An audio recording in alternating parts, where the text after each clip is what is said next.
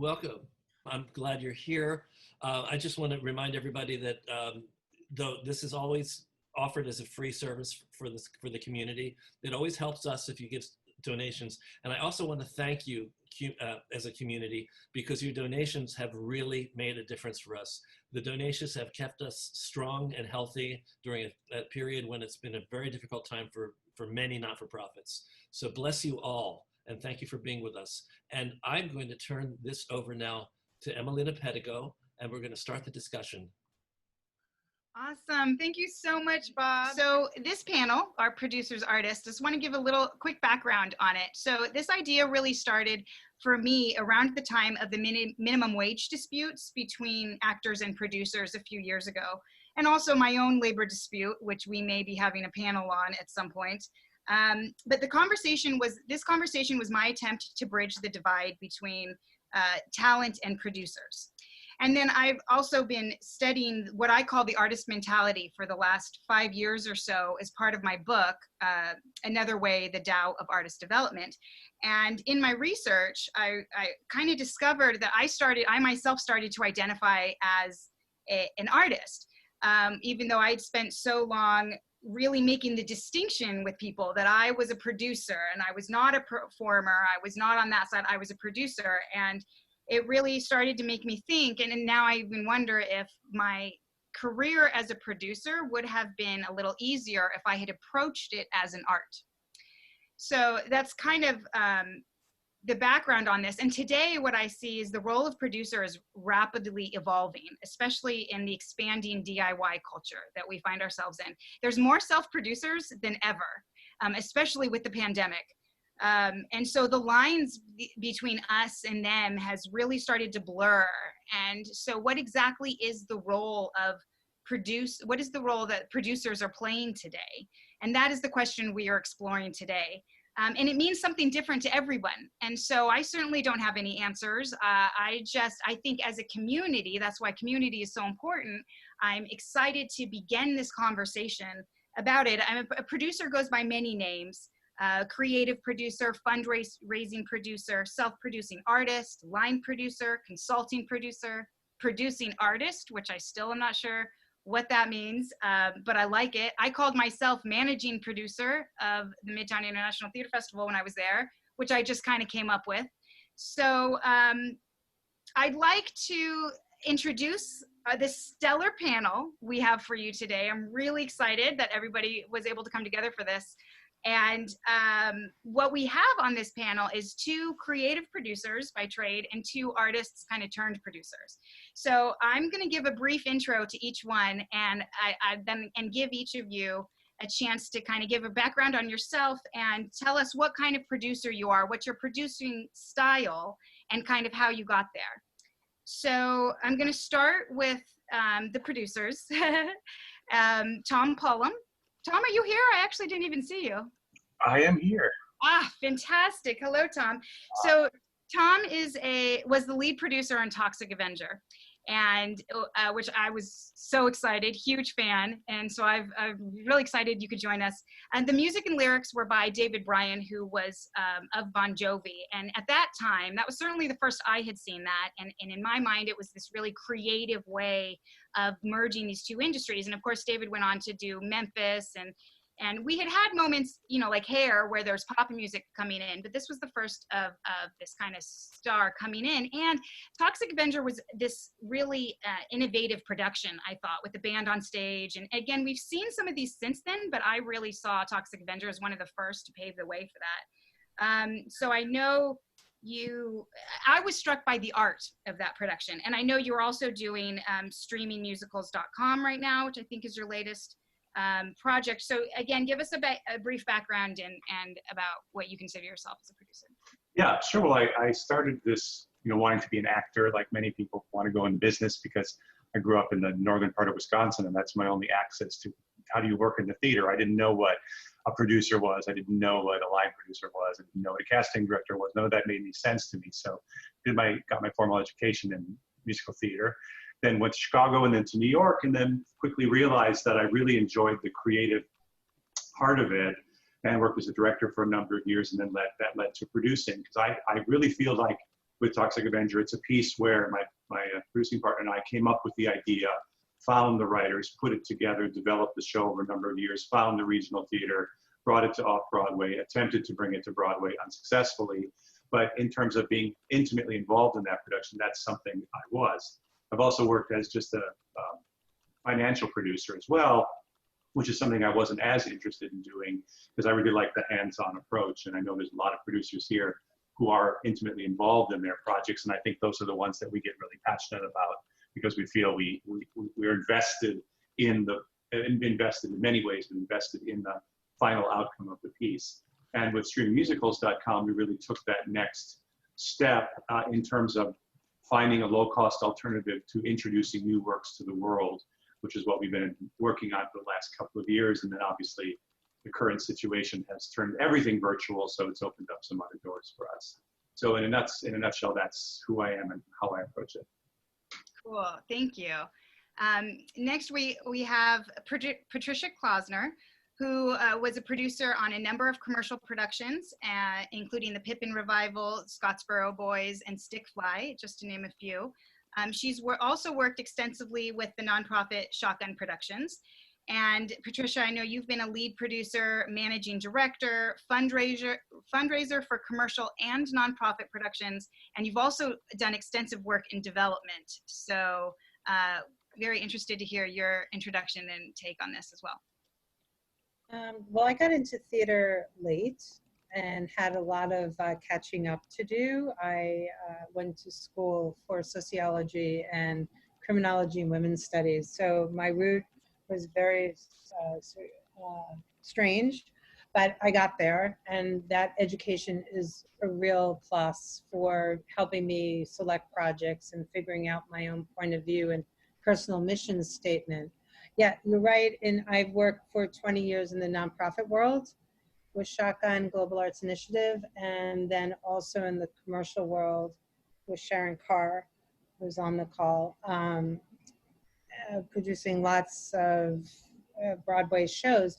I think all the things you mentioned, Emileena, when you were dissecting producing are all what a producer does. You know, you do fundraising, you do management, you do, you know, you figure out, depending again where you are in the nonprofit versus the for-profit world, it's very different. My company was small, so I handled the legal, the accounting, this, that, everything. But on the commercial side, you know, I believe as a co-producer on a Broadway show, you know, your job is to raise money. That's why you're being brought on. That's your first job, unless you're the lead producer, and then it's a very different ballgame. Like Tom with Toxic Avenger becomes something else. But even as a fundraising producer, you develop relationships with people, and out of those relationships you can have your creative input because they trust you and they want your input, but it's all about relationship building, in my opinion. That's where it starts. Well, I love that. The art of the relationship is a whole nother conversation. So thank you. So our next two panelists are both performer producers, and they're also both activists for change. So I'm so flattered and honored that they're able to join us because my focus is really about finding #AnotherWay for the arts industries to adapt and evolve into a better tomorrow. So both of your work has been incredible. I'm going to start with Tonya Pinkins, who has joined us before on True Panels. She's a Tony Award-winning actress. Her Broadway credits include Merrily We Roll Along, Jelly's Last Jam, The Wild Party, Caroline or Change, and many more. She's also worked on television and film, most recently directing. And she's also an outspoken advocate for change for the BIPOC community. And she's hosting the Reparations Project at Frigid NYC in just a few days on August 18th. So Tonya, welcome. Unmute. Hi, I'm so pleased to be here today, and it was wonderful getting to hear from all of you. I'm actually hosting the Reparations Project tonight. With those date things, a 4 and 8, you know, with my eyesight, they look the same. I think I'm an actress and a singer, and I think I've always been a producing artist because when I've wanted to make something, the spirit of wanting to make it would die out when trying to raise money. So I've pretty much generally funded most of the things that I've produced. Not always, well, yeah. But now people are starting to produce other things of mine. So I produced a series of plays at the Tank last year called Truth and Reconciliation of Women, part of which will be shown tonight at the Reparations Show. I have a play, my first play, that'll be performed outdoors in North Carolina at North Carolina Black Rep in October. And I'm currently finishing up my first feature film, a socio-political horror film called Red Pill. Cool, awesome. So thank you for sharing your perspective on this conversation with us. And last, but certainly not least, I'm really excited to introduce Maria Aponte. I hope I'm saying your name right, Maria. Maria is a performing artist. She's also the two-time recipient of the International Latino Book Awards for her writing, and she's the founder of Latina 50 Plus. And one of the things that really sold me on Maria for this panel was she said in an email that she learned years ago that in order to survive in the arts, you have to learn to wear many hats. And that is the truth. So welcome, Maria. Thank you so much. It's Maria Aponte. That's okay. That's okay. No, it's all right. First of all, I just want to say it's been amazing to sit in and hear all of you talk about your work and the areas that you're working in. I am not currently involved in theater in that area per se. I'm in higher education. But I want to say a big shout out to Patricia, who connected me with you. She actually helped me write and produce my one-woman show, Tides of Intolerance. And so a lot of my work is, I'm a native New Yorker. I was born and raised in El Barrio. I'm Puerto Rican. I'm Afro-Puerto Rican. I'm a Bronx artist. And my work that I do, that I produce, is creating a space to break down stereotypes about Latina women. I found when I started in theater in the mid to late 70s, I didn't have the opportunity to study anywhere. So my work was real grassroots. I started out at Henry Street Settlement. I moved to Miriam Colon's theater company, the Actors Playhouse, and that's where I got the bug for producing. I went there to do monologue studies. It was back in that day, you could take a class for $10. Broadway had all sorts of dance halls. I'm really aging myself, but I don't care because I'm comfortable with it. But you could just like slap down $10, and there was like some really great professor that that just knew their stuff, and they taught you how to dance, how to talk, how to sing, and you had that schedule. So Actors Playhouse, I met a playwright. His name is Richard Viteri. He lives in LA, and he had a play called Rockaway Boulevard, and he did this one scene that had this magical thing to it. And, you know, I didn't know any better. I just walked up to him and I said, "Can I look at that script?" And he says, "Hey, you know, it's not that good." Long story short, I took it and I read it. And the storyline was about a salesman that's trying to finagle a couple to sell their house and to property that they're not going to have. Long story short, I read it. And what hit me was, why can't this be the same story for a Latino family? And so he gave me permission.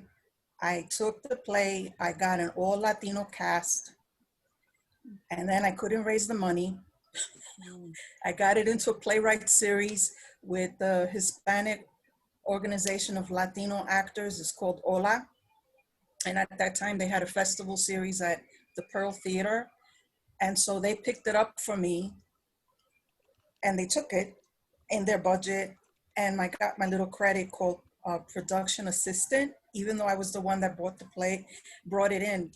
And then moving forward, it's just doing the work. I'm grassroots community artist. I'm an advocate for Bronx arts, and like Tonya, I do the same thing. I invest my own money.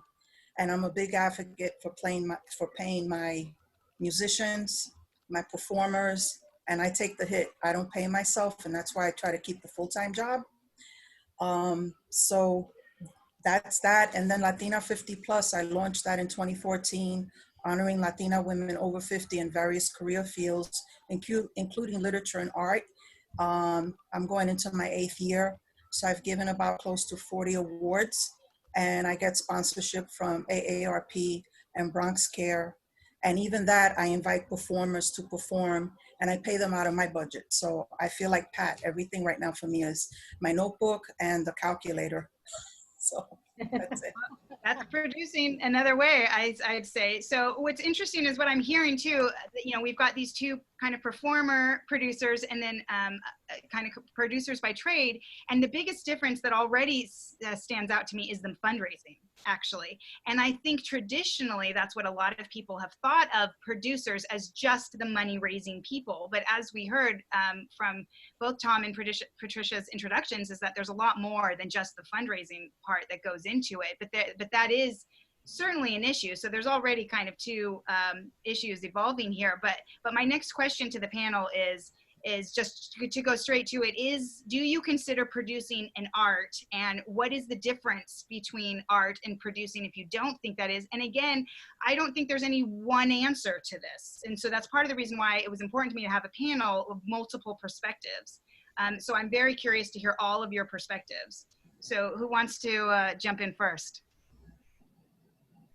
I would say that producing is problem solving, lead producing or being at that, you know, being a creative producer, because you have to be sort of one step ahead of what's coming and be, you know, like with your calculator going, how am I going to pay this? And this has to go here and this has to go here. Now there's that financial aspect to it as well.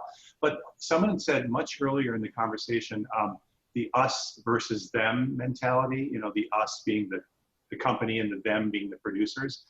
I've encountered that a lot in my career, and it's very disheartening as a producer when that attitude comes up, because, you know, the producer is the one that's out there either raising the money or trying to bring this all together.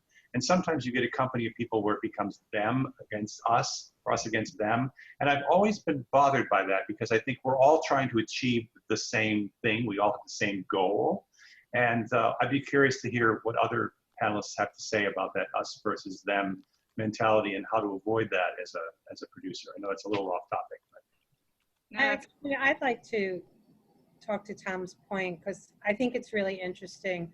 So as you people who have been around TRU for a long time may know me, that I run this company, Shotgun Productions, and, you know, it's a show, it was basically and is a showcase company.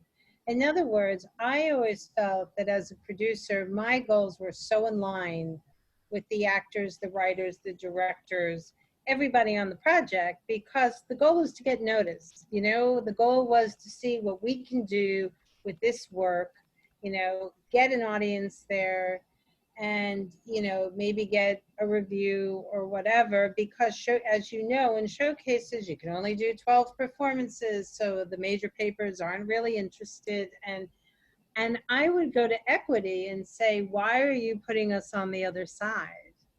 Because our goals are really the same as your actors. Why don't you let us videotape this? Because we could help your actors. If we could have a tape of this, we could send it to other producers or other theater companies and maybe get your actors work, because they'll pick up the work. I always saw myself in the same boat as the actors at that level.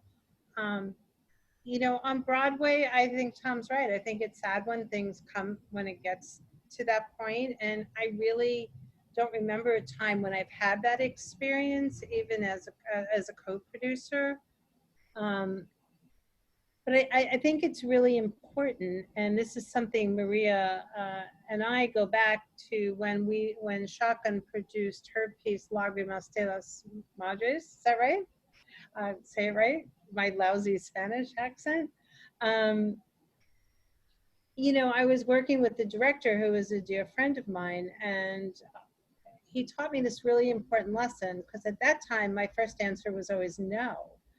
And he said, Patricia, if you want to be a good producer, you have to learn how to engage and find creative solutions. And ever since then, I changed my ways completely. And I think the most important creative thing a producer can do is help guide the project through coming up with creative solutions to the various challenges, as Tom mentioned, come up every day. A new challenge is coming up.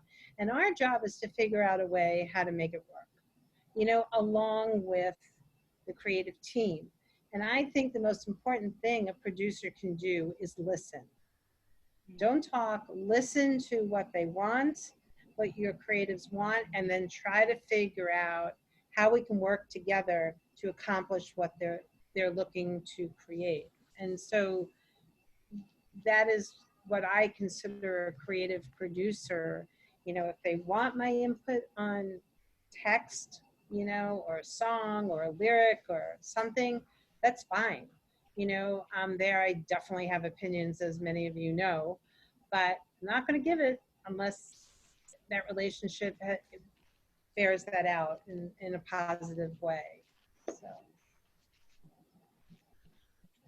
Yeah. I have had the privilege of working with some of the top, quote, creative producers of the last century, and that would be Harold Prince, George Wolfe, Sheldon Epps, and Lloyd Richards. And they were artists in their own right, and they were producers. And sometimes they only wore their producer hats, and sometimes they wore their director hats. So in working with them, I think the ideal producer is trying to figure out how to get the artist's vision achieved. And sometimes that means that producer has to say no to things, and sometimes that producer is trying to stretch a dollar or figure out where I can move money from here to there. But I think all producers, creative or any kind of producer, is trying to figure out how we can get the vision that got everybody excited. How do we make it happen?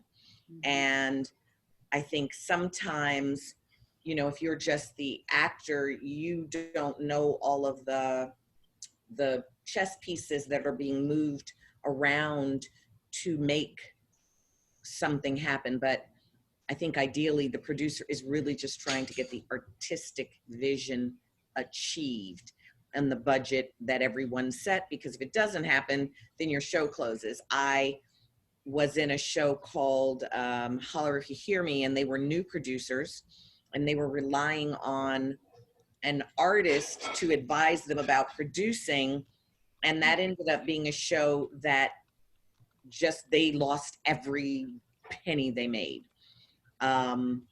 They really needed that financial, business-minded person to run that show. They had a lot of heart, they'd raised money, they had artists, but this person guiding the ship and making decisions, it wasn't there. So they lost $8 million. So they're different jobs, but I have worked with people who embody both hats in one. Interesting. And I think that's also those examples, and I'll let you speak next, Maria. Those examples, though, I think is what really bred the us versus them mentality that Tom was referencing, and I certainly also have had experience with. So I think that's interesting. Maria, what's your take? So I guess I come from the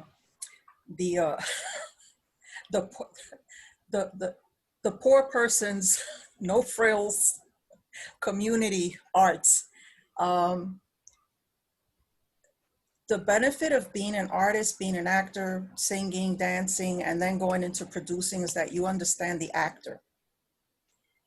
They can tell you in 2 seconds what they need, what they don't need, and you understand them because you know how to you've worn that shoe already. And in community art, our world is literally for that community that you're going to be taking that production to. You might be taking it to a school in the South Bronx to teenagers that have never gone to the theater. or you're taking it to a park where dudes are on the corner, you know, smoking their weed and like, yo, man, that looks good. Can I be in it? And you're like, no. Yeah. But the reason why I had moved away from commercial theater is because I never felt I got the opportunity to work in it and to hear, and I didn't see my voice and I didn't see my face, particularly for Puerto Rican women, that we were always stereotypes just to play certain roles. You know, either you were the maid or you were the prostitute or you were strung out on dope. This was my experience from the 70s and the 80s. And so when I got an opportunity to start telling my story, I was able to take my piece from Tides, 33 minutes, turn it into a two-act play. And Patricia brought in the dancers and everything. And then when the show was over, I had this project that I wanted to continue. And that's when I learned how to use the college circuit.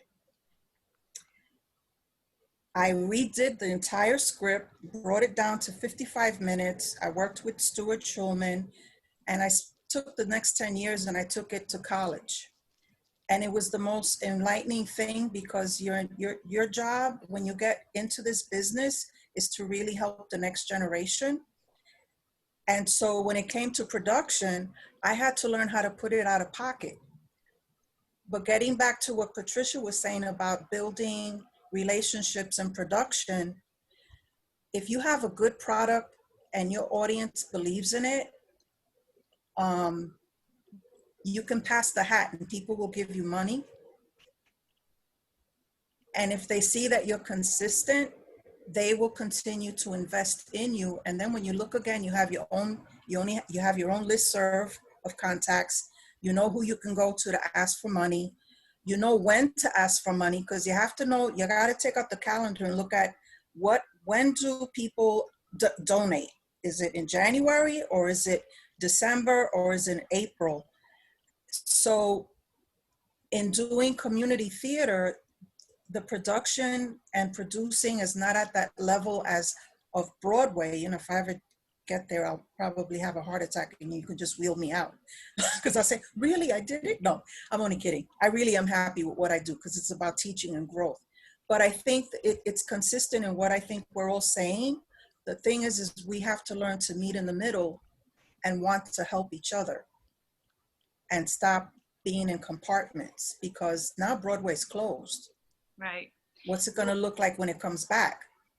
Well, that's why I find right now such an interesting time, because this divide between us and them, I think we have more and more people just producing themselves who are not waiting for other producers. And so I also think it's a time where maybe traditional producers, if they might even get left behind. I think the creative producers are kind of are on board with that. But what do you guys think about that? Well, I know there's a lot of development going on. Like, everybody's developing things so that whenever this moment is done or whenever the vaccine is done, there will be a lot of things going into rehearsal. You know, everybody's very busy with developing, you know. I also wanted to speak to the us and them thing, having been the actor as a us and them person, in that I'll just give one example.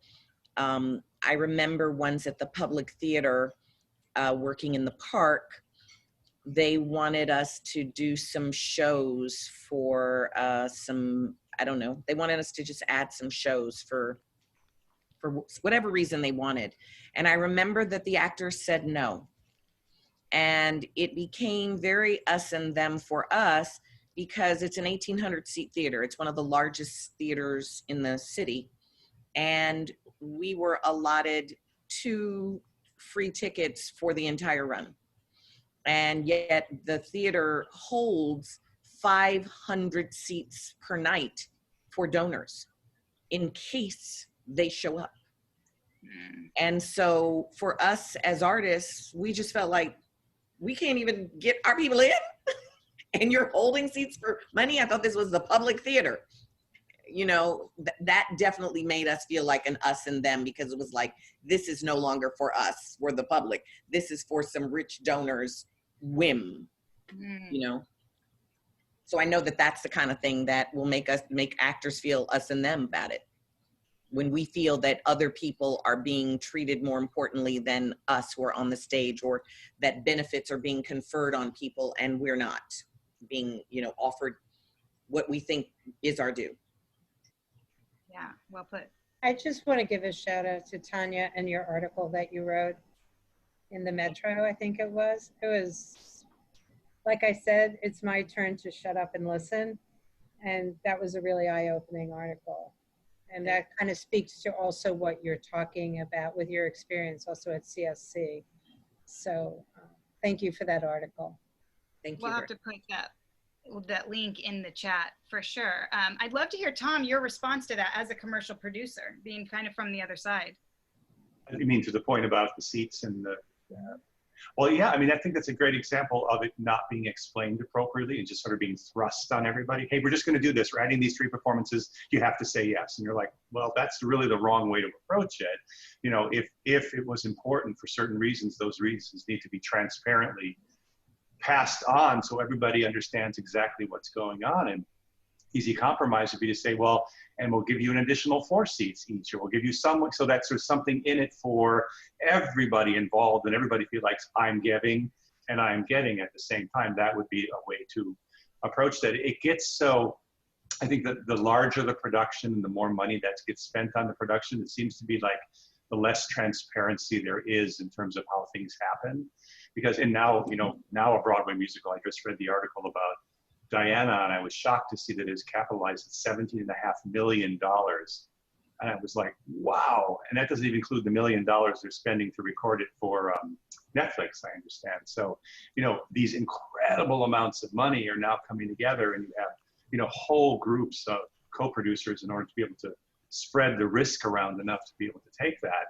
And so I guess when the stakes start to get that high, it's easy to forget that taking that extra minute to explain something in detail, the value that that can have for everybody who it trickles down to in the production. So that's how I would respond to that.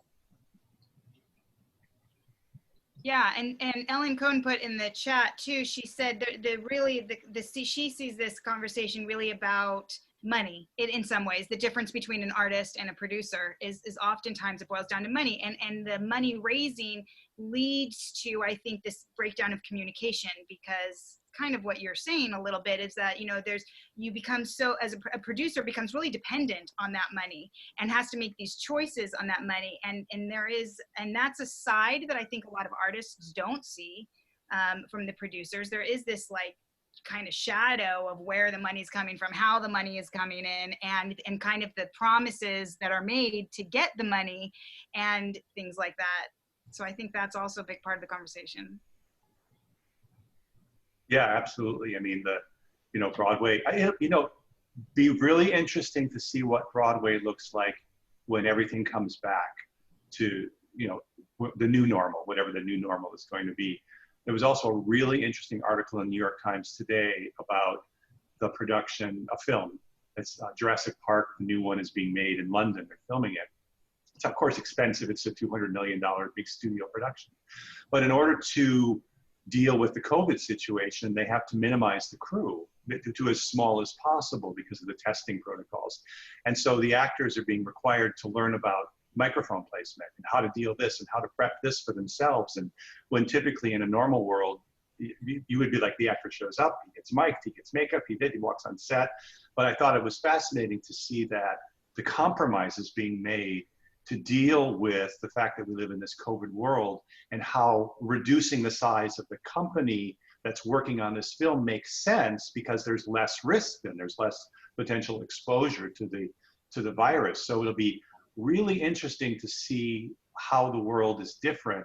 And also, having worked on streaming musicals now for several years, capturing theater and capturing soundstage theater and live theater has always been sort of poo-pooed on by the unions because they're so afraid that it's going to be exploiting the actors in a certain way, or they're not going to get their due. But suddenly when you could no longer do live theater, virtual theater became all the rage, and sort of opened up this opportunity for things to be captured, and those captures and that developmental work to be able to represent the next, where we're going to be with theater when it all comes back. Tonya said earlier, all this work that's being developed virtually now is going to want to take that next step when we get back to the new normal.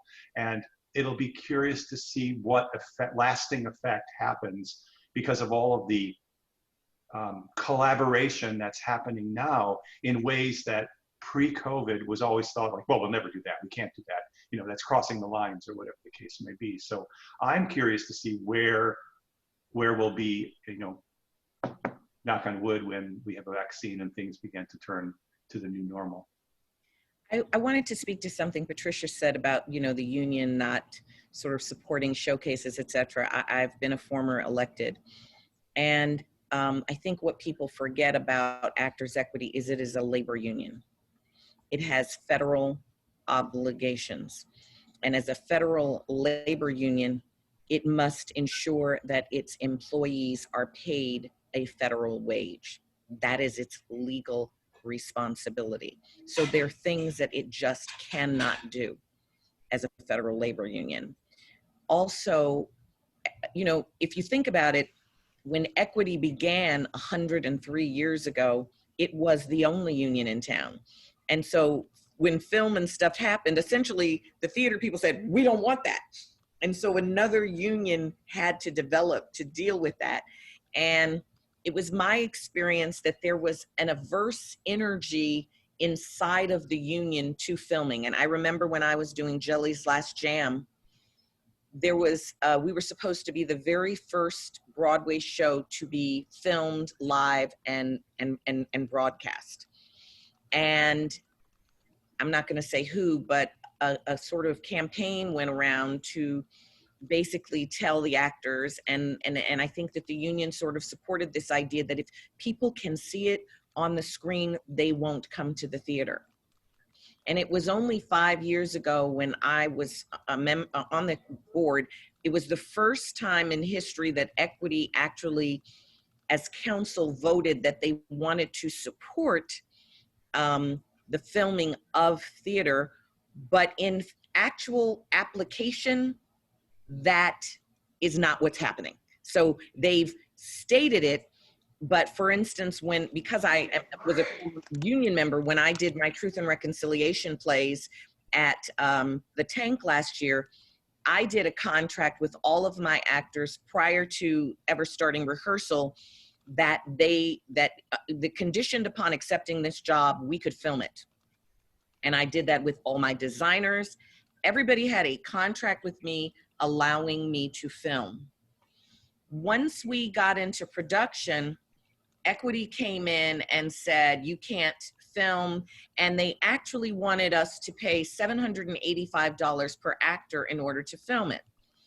Well, I didn't deal with them at all because one, I knew I didn't have to. I knew they had no legal authority over me, that I had a contract that these actors had signed to and they have a right to do that. And two, $785 for a non-broadcastable recording is more than an actor gets paid under a SAG-AFTRA theatrical contract.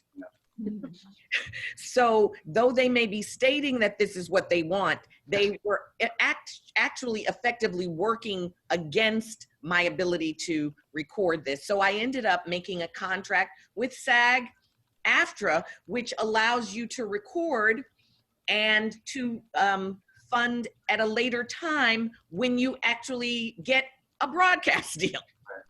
That makes sense. That's great, Tonya. Great story. That's another way. Hashtag another way. Yeah, just finding ways to make it work. Yeah, Maria. Go ahead. I think I want to address the self-producing self-artists. What you're seeing a lot of, especially in the Latino theater, is people are just taking it on their own to produce their own work. They're writing their own plays. They're using the technology to get their message across. Everyone is gravitating to the Latino theater. They're working with pregones in the Bronx, Repertorio Español in Manhattan. And they just got it. they just transferred over to Zoom like nothing. They were like, oh, really? Because we're dealing now with generations that are tech savvy. And they know how to manipulate and know how to find the systems that they need to make to do what they have to do. Granted, most performers want to do live, but they also understand that this may be the way that we're going, that we may wind up being a virtual theater community, because look at the money that you're not spending to produce something on a Zoom platform. You can charge maybe a fee for people to log in, but you're not paying for space, you're not paying for electricity, you're not paying for the concession stand, the ushers, and the list goes on and on. The only thing is that it'll put a lot of professional people out of business, that this is their livelihood. That's the sad part. But in the community arts world, it's almost like, you know, you're doing something with no budget. And interestingly enough, a lot of projects that I do, it attracts you guys. I've seen all of you come in and sneak into the Bronx Museum. And they're like, hey, that was really nice. You know, like, can I take some notes? And we're like, sure, knock yourself out. because there's a different kind of energy there that people want to gravitate to, because there's no walls. You can walk up to whoever you want to talk to right in the same room during the reception. In the world, in the commercial world, it's like the status quo. Who can you call here? When can I meet so-and-so? Is it okay to contact you? Let me put you on my calendar. So it's a different kind of way of getting the art out. But I'm telling you, a lot of my friends, man, they're just producing they're just out there doing their work. People are doing their Black Lives Matters pieces. There's going to be a lot of COVID-19 plays coming out. Mhm. And the Bronx was the epicenter of COVID in March. It was. And I'm involved in an oral history project through Fordham University that just got a write-up in the Times a couple of days ago from the professor. And I'm thinking about, how's this affecting, I think I want to write about being an elder Afro-Latina, and I'm in that community that this could take me out. What does that feel like, walking that line of death? So that's another thing that's going to hit broad. I don't know if we should have musicals based on COVID, but I won't be surprised if they come out, because that's just the way it is. But staying in the moment of the history that we're living in is going to be the hottest topic for writers, dancers, creators. Staying in the moment and allowing the people of color write their own stories and do their own stories, keeping the authenticity, because that's what I fight for. My authenticity as a Puerto Rican writer, as a Puerto Rican woman. I grew up on welfare. That doesn't mean that I'm a statistic or I'm a stereotype. But do you get the people to want to listen to your story and invest in it? That's the tricky part. And so you have to know how to market yourself. Yeah, and that's also producing, I think. I love hearing you speak, because I think you're talking about producing, which on some levels, the exact same thing that Tom is doing, Tom and Patricia, but you're doing it on such a grassroots level. And it's kind of nice to see this like filtered down version of like no frills, but it's just producing at the end of the day, I think. I love it. And you're being very innovative about your way of doing it. I'm going to have to excuse myself. I'm so happy that I got to be here and hear all of you. I'm going to go and get ready to host the Reparations Project tonight. I think my vision for the future of theater is that there'll be more co-productions of theater and it being broadcast, because I've heard that some of these Zoom plays have had 5,000 to 20,000 people in a night, which would take a year to happen in the future. And as Disney saw, releasing an animated movie online, they made $200 million in the first week. So I think there'll be more openness to this combination of live and online. So blessings to everybody and stay safe. And thank you so much for having me. Yes, Thanks, thank you, Tonya. Good luck. Thank you, Tonya. I want to bring in Bob, because Bob, brought up an interesting point. Bob, do you want to jump in and Oh, sure. I think we politely stepped over a topic that I think is worth talking about a little bit more. Patricia, you basically said in passing that if the writer cares about your feelings about a scene or a song, sure, you're willing to give your opinion. But I think that part of the idea of creative producing is that, well, first of all, a producer gets a project. A producer has to sit down with the writer and determine whether the project that the producer sees is the same thing that the writer thinks they wrote. So once you come to a common vision, and once a producer and a writer can agree that this is what this play is, and this is what this play needs to be, even though that may change a little bit on each side, generally there's an agreement. I think that it's very healthy for a producer to be able to let a writer know that something's not working, that lyric may not be saying what they think it's saying. A lot of this does become the director's job, and a lot of times the producer needs to communicate through the director. But in early stages, before there is a director, or even when there is a director, doesn't a producer have conversations that are creatively driven? Let me talk to that, Bob, because I think it depends, what hat I'm wearing and how I'm answering this question. You know me for a very, very long time, about 20 years, with Shotgun as a small nonprofit, as the managing director of the company. I worked in all areas and definitely worked as a quote creative producer, giving my 2 cents. I remember Maria showing up at my apartment with scraps of paper, and I said, "Read them to me." And she's like, "Read, right? Isn't that what you said the other day?" I said, "Read your scraps." And together we sat there and came up with a project because her story was so fascinating to me about 3 generations of women in El Barrio. So, yes, it's you could have a creative, you can have input in so many different ways.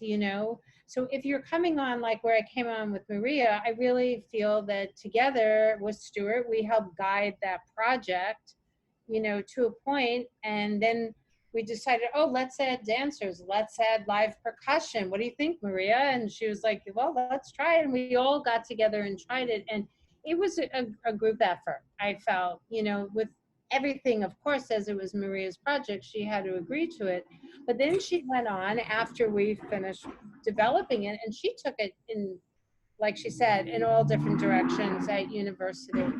On Broadway, it's a very different situation, unless you're the lead producer. So like on Marie right now, that Sharon Carr and I are working on, the new Errands and Flattery and Sue Stroman musical, because we got in so early, and have a relationship with Strove from Scottsboro, and just really hit it off with Lynn and Steven, yeah, we could talk to them about creative things. Absolutely, we talk a lot of creativity. We're even talking about, we're on the phone tomorrow talking about what to do if Broadway doesn't open, like how we could take this project and do something else with it. So there's a lot of creative producing going on with Marie.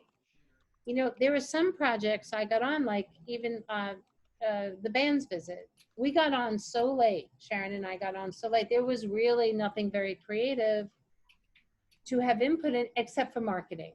And marketing, we did our best to help Oren and the lead producers come up with some ideas. But so it really, Broadway is much more, it's very different. It's not the community theater.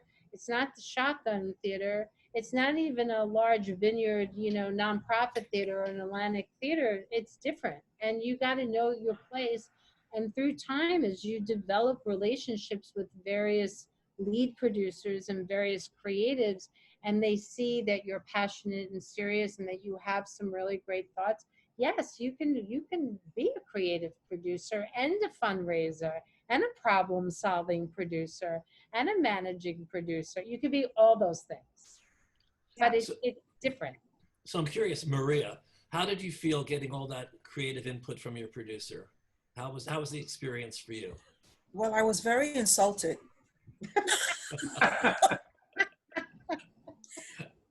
Listen, I'm second generation of the New Eureka Poets Cafe. So that was I came out of No Frills, Lower East Side, poets, mostly men. And I took acting classes. I took all these classes, but I didn't learn the real business of theater until I started working with Patricia. You have to get humble when you want to do your work. And I had to get humble and understand that I got an opportunity to take, yes, I did have scraps of paper. My first poem was written on a brown paper bag, and now it's in an award-winning Latino self-published book. But when I met, and you are in the Huffington Post article, Pat. So I had to learn. It was a learning process. And how do you take those pieces of paper and thread a story? Because I didn't know I was writing my story. I was just writing whatever I saw. I wrote about La Maqueta. I wrote about the riots in Harlem after they killed Martin Luther King, and my mother and I having to take the bus across 125th Street, and the sanitation department sweeping the glass in front of the bus, because that's how much glass was in the street. I didn't know I was telling these stories. And so it was a process. Took the little pieces of paper, start writing these characters. Oh my God. And so I learned so much that this is what I took with me 20 years later. And this is how I work when I'm doing anything in the community. And they're like, wow, you really know this stuff. And I said, yeah, I had good teachers. Yeah. But it works both ways. And you got to be grateful and be thankful when people want to step out of the way to help you. Not, sometimes I see folks and their ego gets in the way, and I said, you're not getting that. You really have to have empathy and because you're giving your art to someone, and that's special. So that's pretty much. Yeah.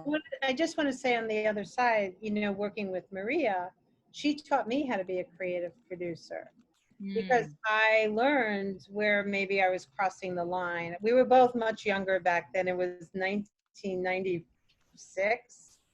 So it was many years ago. It was my first real project that I was curating as a creative producer.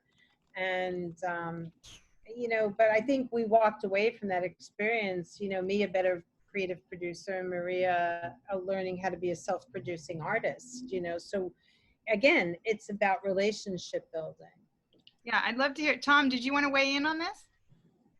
Well, it was interesting that the words "the business of theater" were used, because theater exists at all different levels, from your small community theaters to your developing high schools and colleges and regional theaters and all that.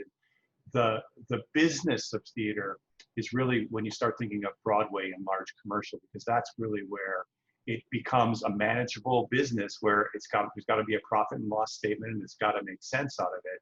And I don't think Broadway so much as a developmental world. I think of Broadway as a destination where you develop things in places all over the country and the world through whatever means are necessary. And if a group of people get together and say, hey, we think it would work in the 10 blocks on Broadway, then you go out and you raise your $17.5 million for a musical, and you bring it in for a destination. But I don't necessarily think of Broadway as a developmental area, but the developmental areas where you really work with the producer or your own producer, and you develop and you find what makes it work. And then if you could work that way up the chain, take it as far as a piece will go. And not every piece belongs on Broadway. There are shows that reach their audience without having to take that very dangerous, expensive step. And so it's all about the business of theater being, where is the right, appropriate place for your show to live. When you talk about nonprofits, for example, if you look at the Atlantic or the Roundabout or any of our really well-established nonprofit theaters, they all have artistic directors, and those artistic directors are the ones that's really helping guide the project. They have a managing director, they have an artistic director. One's handling the business, one's handling, the artistry that supports the mission statement of the nonprofit.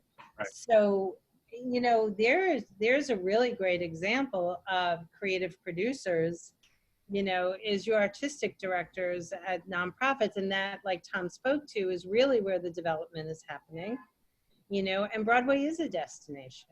It really turns out that, you know, there isn't, I don't want to say there's not a lot of creativity, because the creativity for Broadway comes in problem solving, and then things that worked in a smaller house may not be working on a larger stage. So now you can have your input, and producers can have input, you know, in very many ways creatively.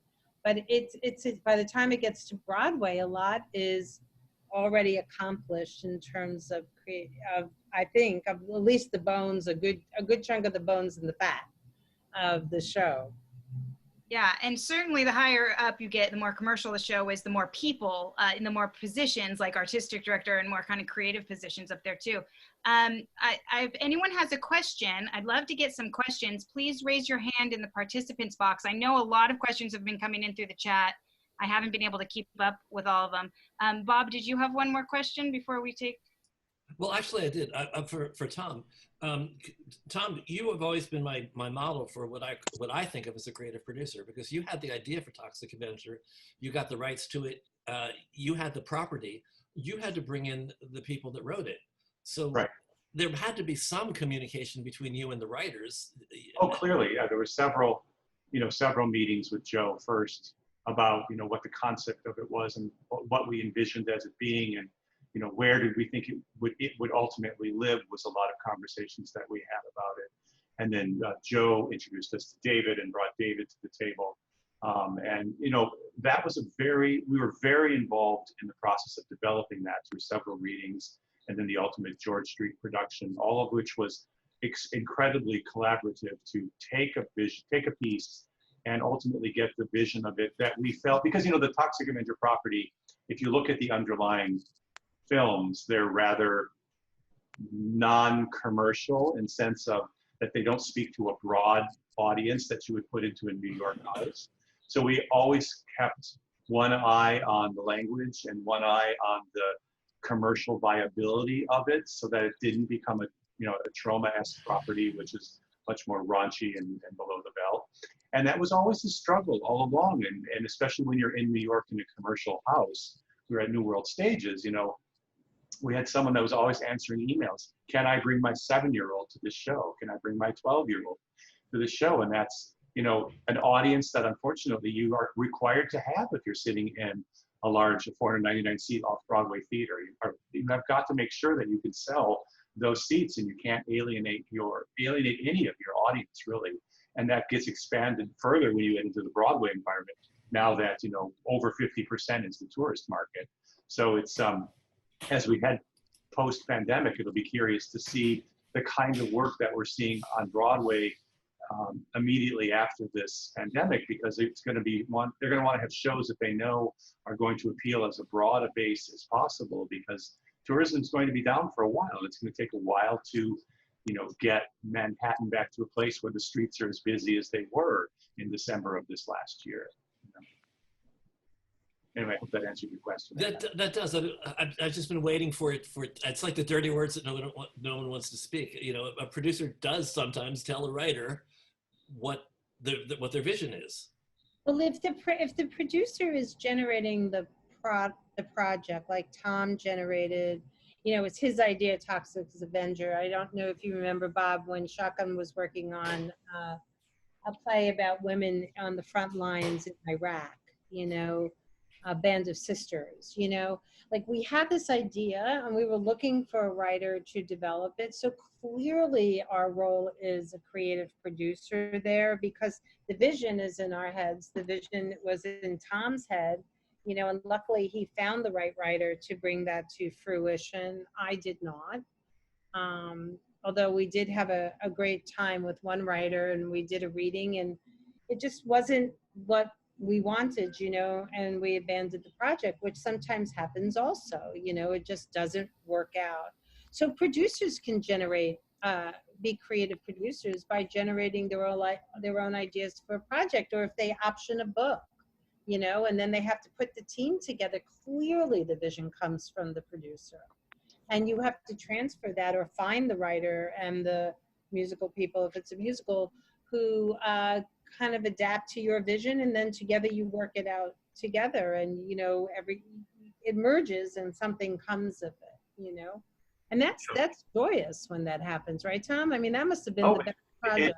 It is, because they don't always happen. I mean, to give you another quick example, there was a play that I was very interested in optioning that I found somebody had written, and I thought it was really quite good, but it did need some structural work, some changes that needed to happen, I think, in my opinion, to make it a stronger piece.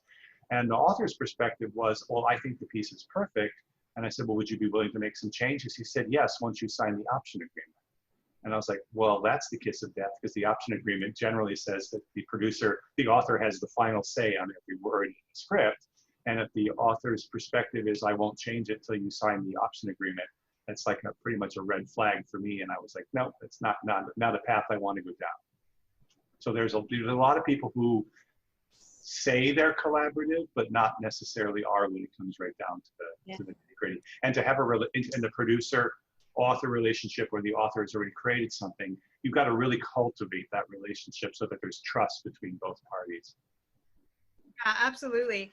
I'm going to go to some questions next, but I did just want to say that I was speaking with Brendan Bradley, who unfortunately had to leave the other day, but he's created this virtual theater, and he's an artist who created this virtual theater space. He's an actor who created this virtual theater space for producers to be able to produce him.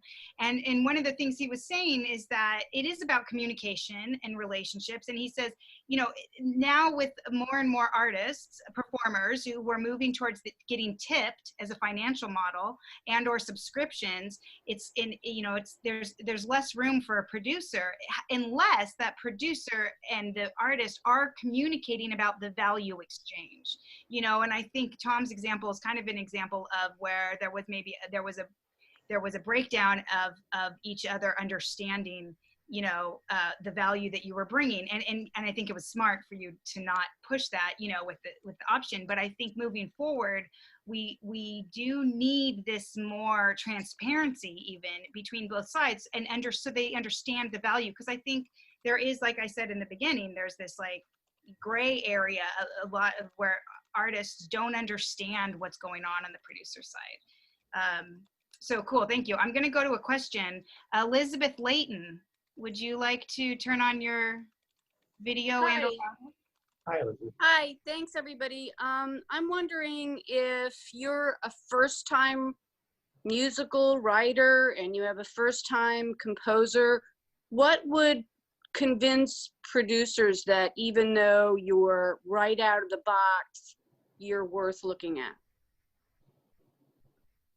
If I responded to the material, if I looked at it and it spoke to me and I felt like it would speak to other people, I don't think there's a first time for everyone. So it just depends on what you've written and how it speaks to people.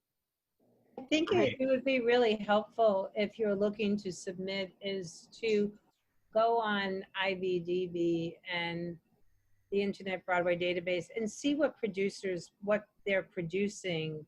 You know, I'm a firm believer that every producer has a personal mission statement or a point of view when they pick projects to produce. And you know, I'll be really honest, no one's going to invite me to a reading of Tootsie or Pretty Woman, because they just know it'd be a wasted seat in the room, because I would not do it, you know, because if you look at my resume, you're going to look at a person who does more serious type, even musicals, you know, ones that speak to the human condition, you know, because that's my background in sociology. So if I was an artist, I would try to find a producer that would like my material. You know what I'm saying? And then with the internet, it's so easy to kind of just do some research about what kind of works people are, you know, patterns in people's works, you know what I'm saying? And that would be a really big help. And then you're not just throwing it against the wall and see what sticks, but you're kind of narrowing your focus. Does that help? Thank you so much. That's also about relationships, to Patricia's point earlier. So I think that's important too. You can try to build that relationship, maybe even before you pitch your show. That's what I always tell people to do. Neil Rubenstein. Here. Yeah, fix that a second. Or a couple of things. First of all, in regards to what Patricia said before, I've noticed there are a lot of the nonprofits.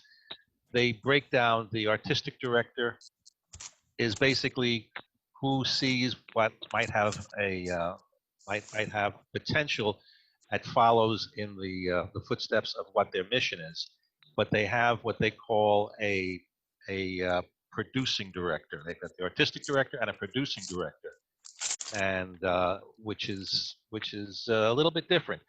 And they're the ones who get involved with the artistic end of it when it's being done or when it's in development. In regards to what this conversation just was, I would like to think that most lead producers, because that's what we're talking about at this point here, the people who are coming with a new project or optioning something, they have a modicum of creativity, but they also have a responsibility fiscally. They're the ones who are looking at, will this make money? I can't just do this because, oh, I think it's a wonderful show, I love it, and I'm doing it for my own entertainment. No, you've got to go in there thinking, will there be an audience for it? And in that way, you have to go and look at the script and say, will this relate? Will the audience relate to it? And you have that conversation with the author, with the playwright. And if the playwright doesn't want to do that, you have nothing. It has to be very clear from the beginning that it's the vision of the producer and also the director of where it's going to go. The director more so, at least in my case, I see the producers kind of sitting in the background and stepping in if he sees a problem or she sees a problem that would be coming up. Yeah, I'm hearing a lot of, of what we kind of need, a lot of producers saying what we need from the writers. I'm curious, Maria, do you have a response to this from a writer's point of view? That's a tough one. Because when you write, it's very personal to you, and it's like your baby, and you have it in a bubble. And then if you did a reading of it, you had a reading with your friends or family members or people that like your work. And then comes the litmus test when you take it to someone that doesn't know you and doesn't know your work. And again, I say this because, and from my own experience in working with so many different people, when you have a project, you have to think about, where am I going with this? Who do I want to meet? Do I have something of value that someone that doesn't know me is going to like what I wrote? And you have to be ready to be rejected. You have to, you have to be able to understand. Like if Tom said to me, Maria, blah, blah, blah, blah. And I'm like looking at him, I said, no, we're not doing an option because I have to trust you. When you're going to work with producers, directors, you all have to become like a family and really trust who you're working with and who are you bringing in. Yeah. Do I want to show my script to some person that is into chopping heads and hanging them off of the Brooklyn Bridge? No. Although I do like to show The Alienist, but that's another story. No, it was really, really, really, really good, well-written stuff. But that's the chance you have to take. I'm getting ready to work on a one-act play that I wrote for my master's thesis 4 years ago on a Cuban Black slave and a Brazilian Black slave. And I have no idea where it's going to go, but I'm getting ready to retire, so I'm going to have time to write again. When I'm done with it, I have, that thing in the body, that nervousness, like, okay, so now I'm going to make this real. Do I want to send this to Patricia? And is she going to call me up and say, what the hell is this? Or no, I don't want to read it. So that's the only thing I could say as a writer. If you're going to go in this business, you're going to be putting yourself out there, and you have to understand that. If not, then don't do it. Then just buy the ticket and sit down and enjoy the show. Because if I don't do it, someone else behind me is going to want to. And that to me is just pretty much the common sense end of what I've learned. And, you know, so I hope that answered the question. Yeah, absolutely. You know, and it's about relationships, I think, too, again, which is what we've been saying throughout this. So I want to leave time to do some breakout rooms to keep the conversation going amongst, and people have time to network and kind of talk with each other about this topic. So before we leave, though, I want to give all my panelists a chance to say their final words. Who'd like to go first? Well, I just want to thank you for having this. I think it was an interesting conversation. I think, you know, we started with us and them, and I think we've come around full circle to realizing that really it doesn't have to be that way and shouldn't be that way. And that, you know, to make something really work, to get a project from the page to the stage requires cooperation and open communication. And, you know, we have to be able to say what we're seeing or say what we feel, and we have to put our big girls and boys pants on. And if we don't agree, be able to find a creative way to have the conversation to move the project forward. That is the most important thing, because the project is the thing. We're all here to bring the baby to birth, right? That's the whole point of this, and that's why we're all together. So we have to, we're playing shifting roles all the time, and we have to understand that and become one as a family, as I think someone said before. So that's my final words. Yeah, I would agree exactly what she just said. It's theater is one, if not the most collaborative of art forms, because all the pieces have to come together and everybody's got to be moving in the same direction. And it takes a strong producer, but also a cheerleader to make sure that everybody feels like they're excited about where they're going at the same time, and keeping the transparency and the channels of the communication open so that the train is all going and leaves the station at the same time and is all going toward the same destination. And that's what producing ultimately is making sure that everybody is on the same page and everybody feels excited about where they're going. Absolutely. And I might even throw in there that that's an art. I think that's an art to keeping everybody on the same page and managing relationships and staying focused. So that's been my experience. Maria. So I guess my spiritual side is coming out. So I will say this like we do in the Yoruba religion. Esto es una limpieza. Translation, what we are living in now is a cleaning. We're being cleansed. And this, unfortunately, pandemic has put us in a place where everything's been peeled off. And we have to be our authentic selves. And I think there's going to be a new Broadway that's going to be born because of the social injustice, the racial situation, the awareness of the lack of actors and actresses in the business, on the stage, in the front, in the union.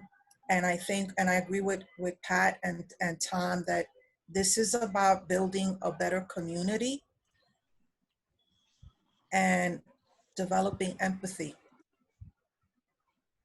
and emotional intelligence. I'm sorry, now I'm putting my counselor hat on because that's what I do at Fordham. But the truth of the matter is, this is a great opportunity to really look at ourselves and go, wait a minute, do we want to stay stuck or do we want to grow? Because man, there's a lot of amazing talent out here that's waiting to be, you know. I just have to pick up on that because, you know, talking about the pandemic being the cleansing that it is, but then also the reawakening of the Black Lives Matter movement. There's two things, these two major events happening.